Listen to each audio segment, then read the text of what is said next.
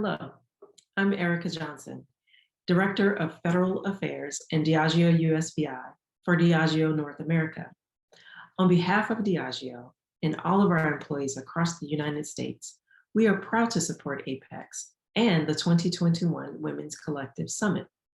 At Diageo, we believe the most inclusive and diverse culture makes for a better business and a better world. So we champion diversity and inclusion across our business with our partners and communities to celebrate diversity and help shape a better society. At Diageo, we also celebrate life every day, everywhere. On the occasion of this gathering, we celebrate every woman participating in this year's summit. We celebrate you for your achievements thus far and the vision that brought you here today. We celebrate you for taking bold action in your communities as representatives for yourselves and for so many whose voices often go unnoticed.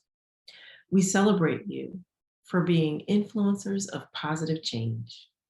We celebrate you for your courage to make your voice heard in a very challenging time in our country and indeed in our world. And we celebrate and congratulate the organizers of this summit, Madeline, Milka, and Apex, for convening this group of dynamic leaders and for shaping such an important conversation. Cheers to all of you, and cheers to the power of she.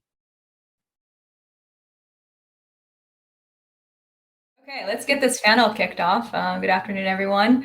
I'm going to start with a quick speaker intro, and then we'll dive into questions and have a little bit of time for Q&A as well. Rina Shah, she's CEO of Relax Strategy. She's also Senior Advisor for Republican Women for Progress. Rina is a Washington, D.C. based political advisor, reformer, and commentator who also wears the hats of public innovator and serial entrepreneur. Over the past decade, she has gained global recognition as a geopolitical expert, having advised nearly 40 political campaigns initiatives at various levels of government, while providing analysis on international media outlets and to multinational corporations, really seeking to understand U.S. public policy. At the beginning of 2020, she became the founder of Republican Women for Biden, and at the end of 2020, she became a contributing writer for The Week magazine. So very busy 2020. And her children's book centers on the theme of global citizenry and civic engagement, which will debut, I think, this fall. And then notable highlights in her political career include senior leadership roles on 2 U.S. presidential campaigns, and prior to that, serving as a senior aide to the Capitol Hill offices of 2 Republican members of the U.S. House. Welcome, Rina. Thank you. Our other panelist today is Shu-Yen, who is Regional Director of State and Local Campaigns at Embley's List. Shu-Yen is a Regional Director for the State and Local Campaigns team at Embley's List, the nation's largest resource for women in politics. She helps recruit, train, and advise Democratic pro-choice women to win up and down the ballot. She previously managed a congressional race in Ohio, as well as House of Delegates and state assembly races in Virginia and New Jersey. Previously, she also held press roles as the Northeast Regional Communications Director at the Democratic National Committee in 2016 and press secretary for the Louisiana Coordinated Campaign in 2014. Welcome, Shu-Yen. Thank you. Thank you for having me. Great. Let's just start with sort of right off the bat, given sort of what this panel is about. When running for office, campaigns need financial donors. I think that's just a reality. How do you effectively use your network to get that financial help for campaigns? And this is for both of you guys. Okay, sure. So I can start. Basically, I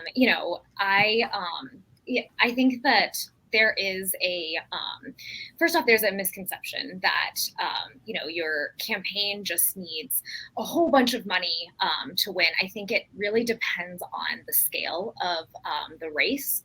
It can be a lot of money, but then, it helps to go back and, figure out what did it take in previous years? Talk to people and, just try to see like what modes of communication you need. Is it primarily volunteers? Is it, a mail campaign? Is it digital? Do you need to go up on TV? Whatever it may be. And so once you figure that out and figure out your budget, the big numbers become a little bit more manageable. And then when it comes to just, raising money itself, there's a misconception that like you just need to go and find big donors that will donate to you. I think, wherever you are, start with your local community, the local networks that you're already a part of, and then start to, take inventory. And I think a lot of people refer to that as power mapping. What organizations are you part of? And then see where you have to go and how you can make inroads. And that's a continual process. You don't have to know every single person or every single person who could help you. It's a continual process to figure out, who they are, where they are, and how you can go and talk to them, find them, and then ask for their support, whether it's money or other things. Yeah, Ellen, there's so much of that I would agree with. It doesn't matter what side of the aisle you're on. There are so many universal truths when it comes to political fundraising. And in wearing the hat of a political operative for so many years on the Republican side, I can say, look, we definitely see big differences in how parties do things, particularly in the past decade, no doubt. And even more so in the past 4 to 5 years. There has been some changes over on the right, for example, new mechanisms, new platforms. For example, some may have read about WinRed, which is the right's new way of building websites for candidates and a platform for fundraising that the right created after Donald Trump became their nominee. So this is not so much a new world we're talking about, but a couple of the thoughts that I penned down for y'all today are universal. They don't apply, whether you're Democrat or Republican. It's a situation that we're put in when we're asking for other people's money. And that's what I think has to be really big when you are somebody who's either going to be a candidate, so you might be in exploratory committee phase, or you might be raising money for initiative. And for me, the top thing that you could do if you are going to be asking for other people's money for political effort is to share your why. And that why is really why you're in politics. Why do you care? Why are you running?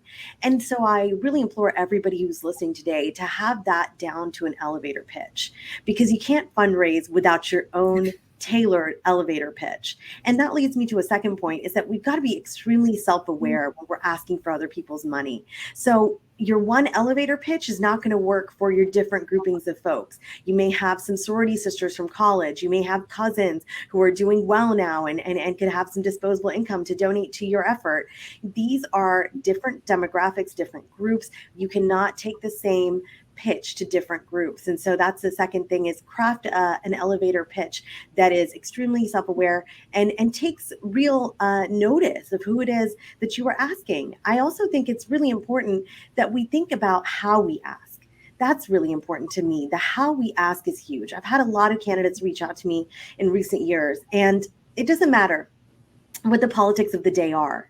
How they ask, how would I want to be asked? I always think that before I go to ask anybody else for their money. A lot of it is taking consideration of people's time. Is email better for some folks? Is text better for some folks?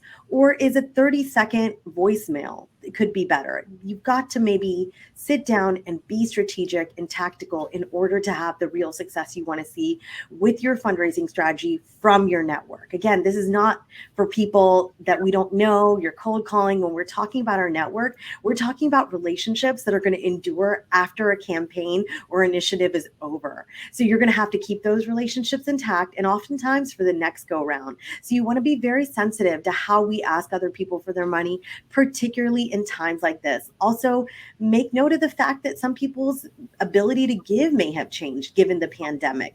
We don't know everybody's situation. So that also speaks to the fact that we ought to be cognizant of the moment and how we ask other people for their money as we share our political why we are asking. Yeah, that's super helpful, and a lot to unpack there. I think one of the things that I heard you say is, how do you make sure that you are as strategic as possible? How would you guys, address it? How do you make sure that your networking experiences are strategic and then also genuine, right? And doing something that some people may feel uncomfortable with. Well, with the strategy element and kind of expounding on what Rina was talking about, I feel like we wouldn't, when we're talking about fundraising, we'd be remiss if we didn't say, be comfortable or get comfortable attaching a hard number or a specific task to what you want people to do. Because if people, what I've seen is, people announce that they're running for office or they're talking to their network, and their friends, family want to help. And you have to figure out as the campaign, as a candidate, how you're going to channel that energy. Is it because, is the asking them to introduce you to this network of people that you don't know, with all these specific events, or is it asking for a specific hard dollar amount? Will you give me $100 to buy door knocking supplies, or will you give me $150 and it'll go towards digital ads? That's the strategic element.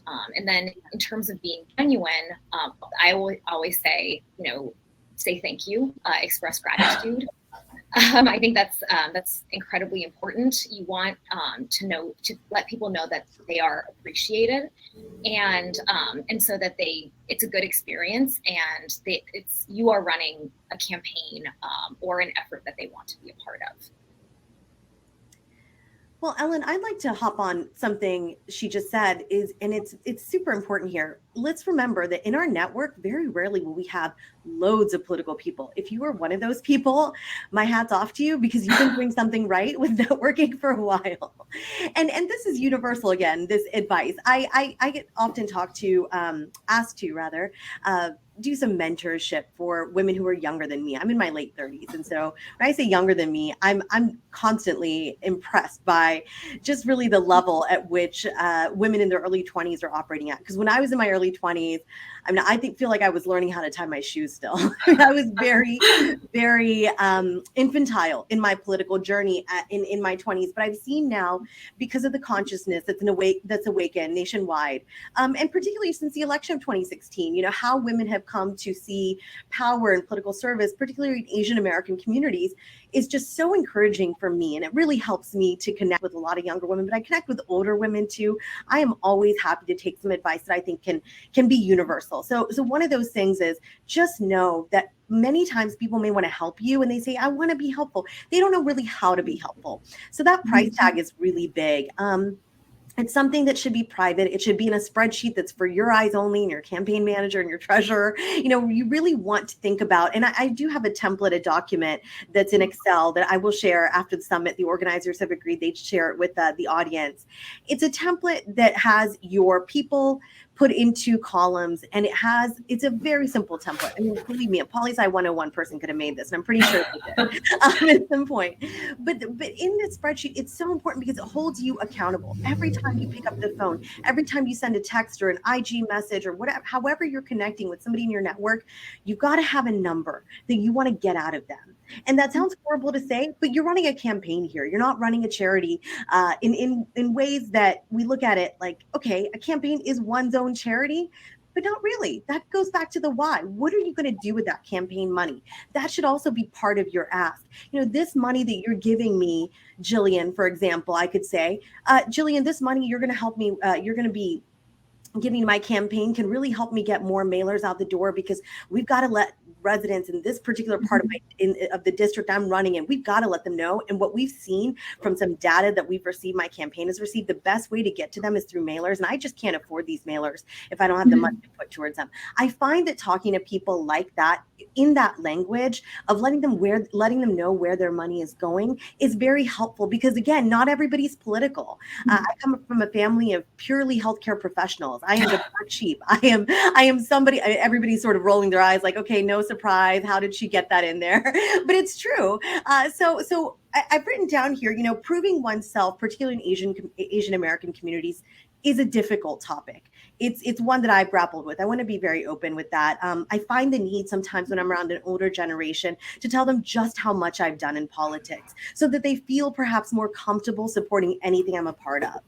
I think I'm working on that. If that's something that's natural to you and you're comfortable doing that, do it. I did it for many years. I'm finding in this chapter of my life, it's just not comfortable to me anymore. I want to work on that and do something else. But what I really intend to say here is do what's natural. Go to your natural constituency. My network has been largely made up of people that are in the healthcare world because my dad was, my mother is, my brother is, and my husband is. So I find that speaking to them about the things that matter to them can get them to understand that, hey, we can build a bridge here. I'm not just in this faraway political universe. The issues that I'm involved with, excuse me, they will affect your life. So before I walk into any room in which I know I want to perhaps press somebody for dollars, whether it's that day or down the road, I make note of that. What are the issues this group cares about? For example, most recently here in Virginia, I'm in Northern Virginia, the DC area. I was recently talking to somebody that leans right and cares about certificates of need for creating ambulatory surgical care centers. And they're like, look, I think I'm going to vote for this guy because, and then I realized I've got to go home and get more educated on that.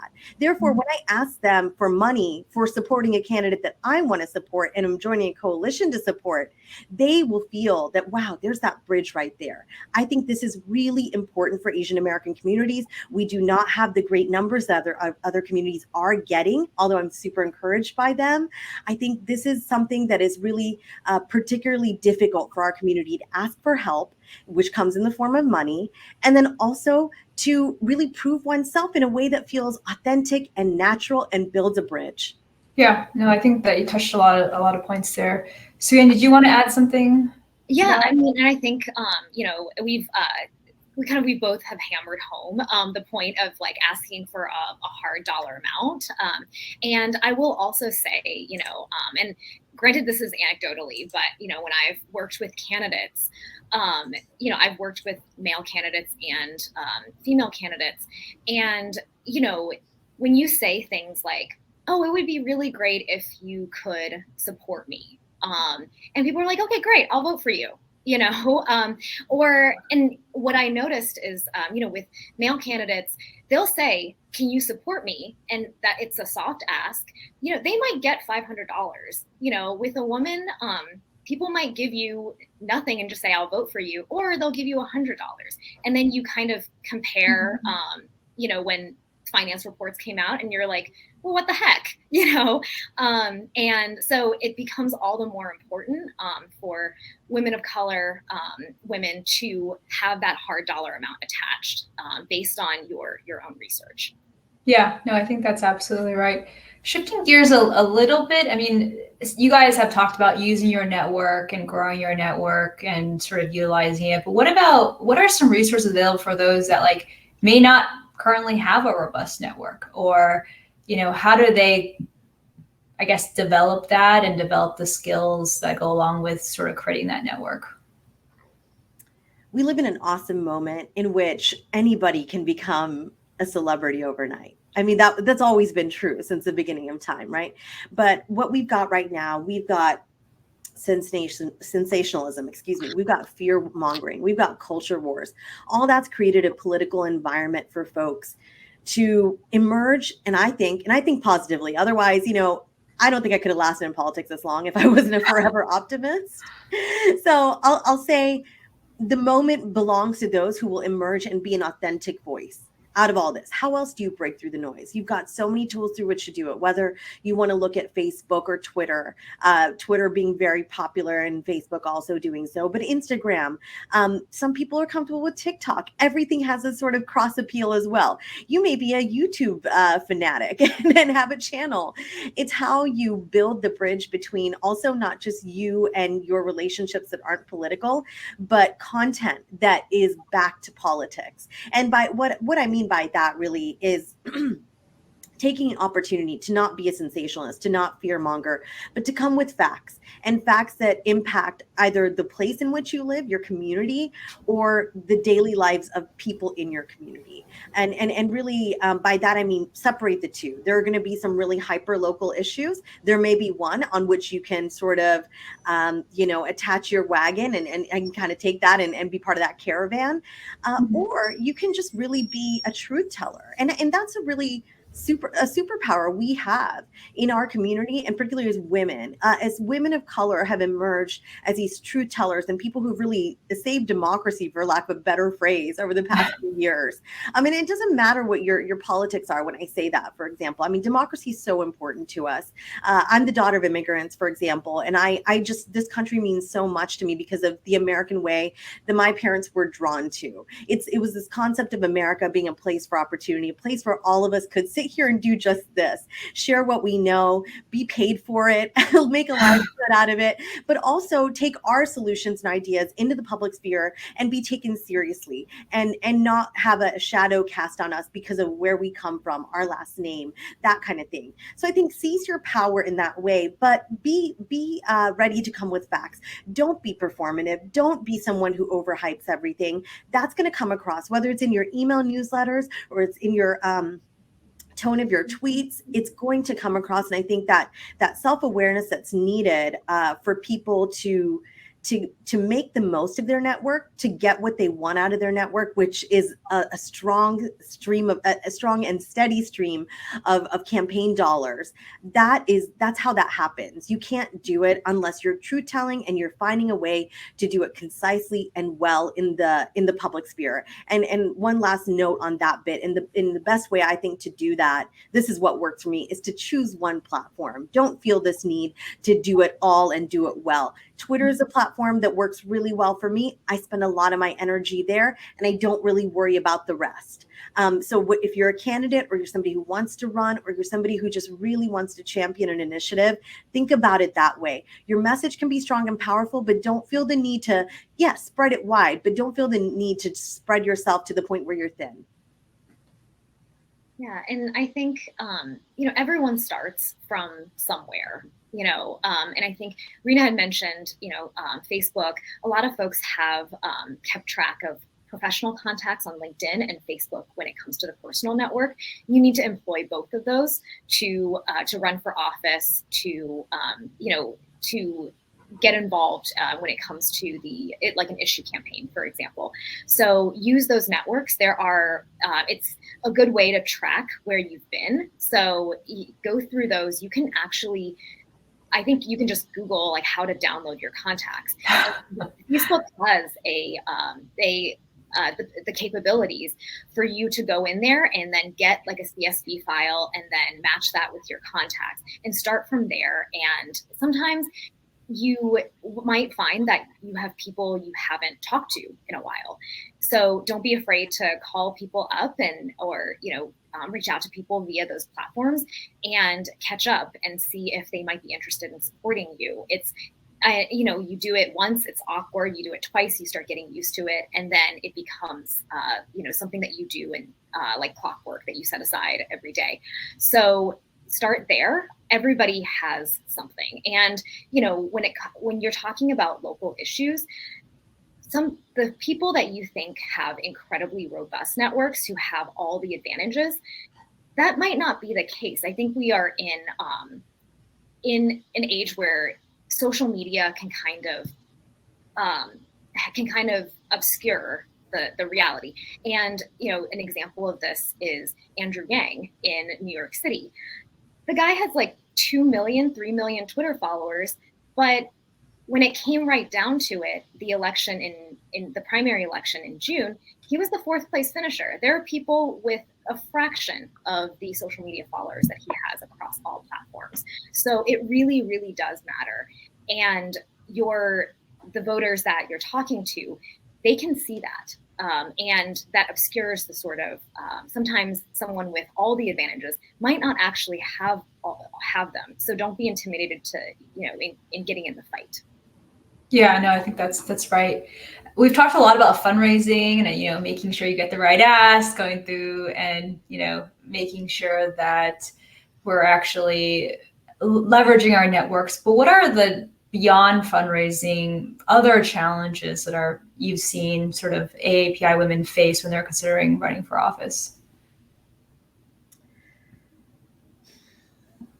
For me, it's really the authenticity bit. I've made a mention earlier of the times that we live in and how I don't think a lot of the AAPI women nowadays who are interested in serving in elected office or a political appointment or just in anything in the public sphere, I don't see confidence being a problem anymore. And I'm so glad for that, because that's an extremely difficult hump. But what I see is a bit of overconfidence. And the overconfidence is not, it's not a terrible thing, but there is an element of it that can be. And it's the inability to kind of see the road ahead, to not really think properly about the pathway to victory. And again, this can apply to both sides of the aisle. This is, look, being asked to run, making the decision to run, those are massive, massive things. And I applaud anybody who takes those and decides to, just take that leap of faith.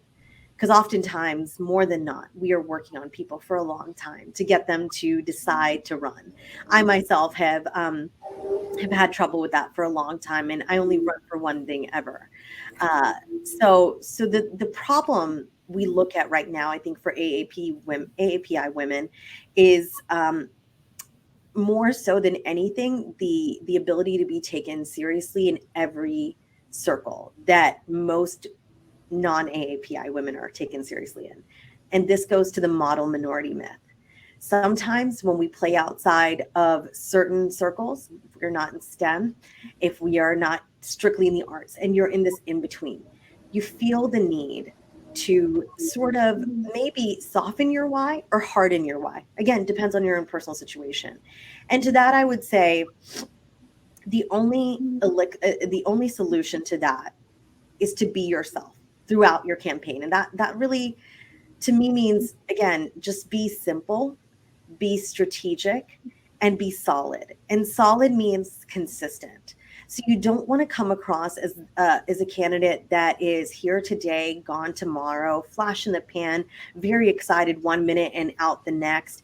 You want to be seen as a solid leader. And I think that's true for anyone. When you want to run for something, you want to be elected, you just want people to see you as a leader already, because that means they're going to give you their vote.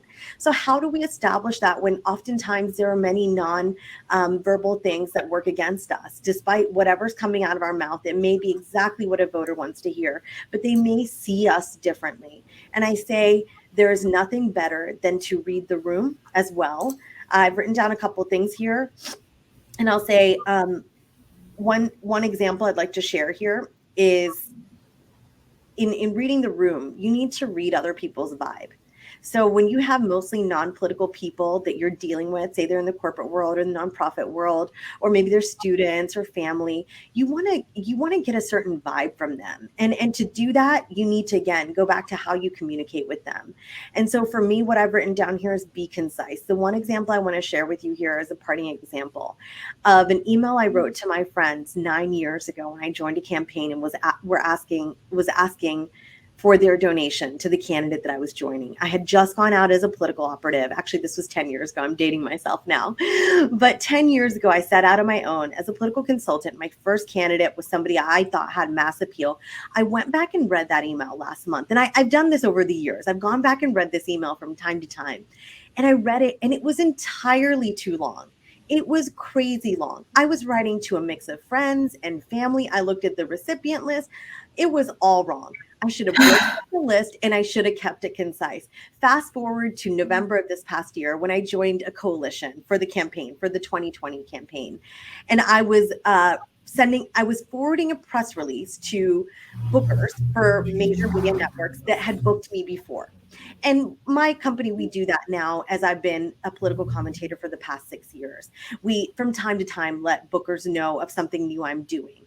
And I looked at that email. It was very concise. It was not a forward in the subject line. It was a very short subject line. And the message, the body, linked to an external press release, but it gave the gist of it within the first paragraph, kept it very casual, very simple. The read and open rate was so high on that one. I looked at this and I said the same thing I do for media bookers, I've done for my friends and family. And so I wanted to give you guys that example. We live in an era of short attention spans and people feel ever more that their time is not being respected anywhere. So I think this is one of the best things you can do, and the best and most strategic thing you can do that I think is tailored and to our community, because we're going to suffer from many things that other women in other communities do not go through simply because of how they're perceived. We want to come across as strong, not too aggressive. We want to come across as confident, not weak, right? There are all these things we all want for ourselves. How do we do that? We figure out read the room, what is your vibe, what is the person you're talking to's vibe, and then lastly, be strategic and tactical. So keep those messages short and to the point and tailor to who you're sending to. Great. I want to be conscious of time. I know we have about 4 minutes left. So I also want to give both you guys an opportunity for some final thoughts. So maybe Shu-Yen, we'll start with you for some final closing thoughts. Okay. Yeah, for sure. Well, thank you so much for having me for this panel. It's been a really great discussion. And I think that, my final takeaway is, thank you for all the participants who are thinking of running for office. It's a huge undertaking, and, we need you and your voices in leadership. And a lot of you are running, and you're going to be the first. You're going to be the first Asian American woman. You might be the first woman. And there are barriers associated with that. But it's important that you're in there, and it's you at this time. And, I would be remiss if I didn't plug, our training center at Emily's List, and the URL is trainingcenter.emilyslist.org. There are a wealth of resources there in terms of, what we've been talking about, whether it comes to tailoring that personal story, fundraising templates and Rolodex templates for you to figure out where your network is, and then building an outreach plan and getting help along the way to do it. So thank you, and please find us online. And I think we are also sharing our contact information with the moderators and the conference organizers. So please reach out. I'm happy to talk. Great. Rina, closing thoughts, please. Yeah, I'm just so happy to be here with you all today, because anytime I'm in a room of women, whether it be in person or virtual, I hope it's all in person again soon. But it really brings me joy and happiness. I've been in politics for about 2 decades now, and it's just a joy to connect with women who want to be in the political sphere. It's so important that we come to the table and we be at policymaking tables, especially AAPI women. I'd be remiss if I didn't tip my hat to Republican Women for Progress, which is the reason I'm here today. I've been very closely affiliated with them for a number of years now. I was on their board of directors, and now I'm a senior advisor. That is my group. I really love those people over there. We are all trying so hard to bring different people, again, to the public policy making table and support those people. So please check out Republican Women for Progress. We do great trainings in conjunction with partners like the Women's Campaign School at Yale, and offer support of various kinds. So I welcome anyone to connect with me after this panel. I come to every panel with hopefully some parting tidbits of advice that I hope will help you. One of them is, again, really be able to weave your story for your network. It's different than cold calling people who you've never met or seen. When you go to your network, be really, really careful and tactical of how you share your why, because you want them to be in your journey with you. Your political journey needs your network, and it needs it first. But secondly, also that follow-up that Shu-Yen talked about earlier, the thank you is so big. I can't tell you the number of times I've received a thank you card that is poorly worded or written by an intern or just not authentic. And that does not mean anything to me. And it actually kind of takes someone down a notch in my personal book. So I would say do what comes naturally. If sending a text is more natural to you, say, hey, I really appreciated your time with me last week. Make it personal. People want to be seen, and they want to be heard more than anything in this era. By including a personalized thank you for whatever they've done for you, that's so important. But lastly, do get creative. And in my creative bit here, I'm going to share a couple books that I really, really love. And I will say, I'll do a quick rapid fire. I know we're short on time. One of them is Keep Marching. I really love this book. It was a great read. Pink Politics by Kathy Grube is one that I've owned for years. Very good, very tactical. This one is a personal favorite by Rebecca Sivy, I have not met her yet, so I'm not sure if I'm pronouncing her last name correct, but Every Day is Election Day is a woman's guide. It's so good. I received this as a gift. I loved it. And then lastly here is After You Vote by my friend Courtney Emerson, who is one of the co-founders of All In Together campaign. I have a chapter in this book, so not paid to say that, but I do hope you pick it up. And thank you for having me today. I appreciate it. Great. Well, thank you again, both of you guys, for such an engaging and I hope helpful panel. Following this session is our next networking break. To enter a networking session, please click the networking button on the left of your screen and you will be matched with other Summit participants for a one-on-one video chat, and hope to meet some of you guys there. Thanks again.